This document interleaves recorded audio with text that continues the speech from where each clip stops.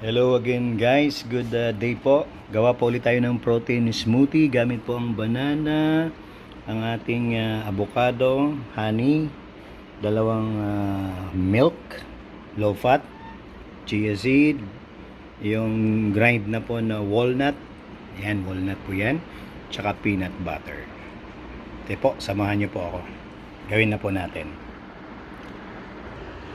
Yan na po guys, pinagalo-halo na po lahat natin ng ingredients dyan. Avocado, chia seed, yung walnut, yung peanut butter, yung dalawang gatas, honey.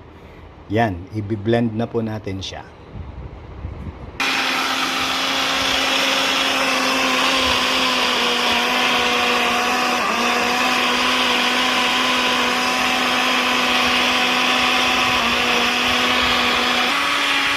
Okay, tapos na po guys. Yan na po siya.